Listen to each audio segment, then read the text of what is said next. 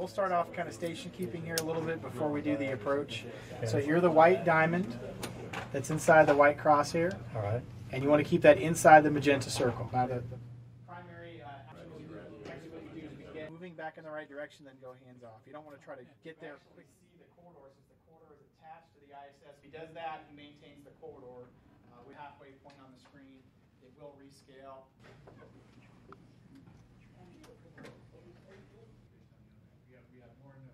Because it's designed to be largely autonomous, but the pilot will always be there to back up the autonomy in the event something unexpected happens.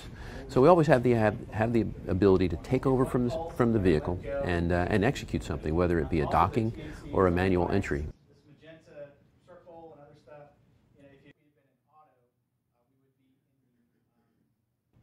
we can see the yaw 30 line is now coming on the ball. Burn section here on the left, and then at the bottom. The automatic system handle the pointing. We're going to check that we're in attitude, so because we're to correct the roll to the Chris will burn. This is the first opportunity that we have to show that we have a vehicle that we can fly. So we've used our actual flight software, we've used model displays and our real jet models to show that we have a vehicle that can stay under control, can dock with the International Space Station, and fly a re-entry.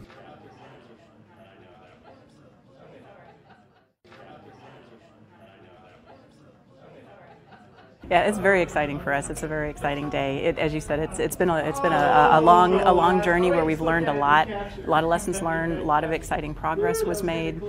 We did start this about a year ago, where we started writing the requirements for our partner that built the simulator for us, as well as starting to actually put the pieces together, see the switches go in, and see the displays develop. And the team has just done a fantastic job pulling everything together. Shuttle simulations like this, we had a special rule. It was Friday afternoon. We called it Friday afternoon braking gates. We let the crew that nav has good knowledge of where the station is, and you can trust that it's going to draw that corridor right for you. Okay. If I looked up here, if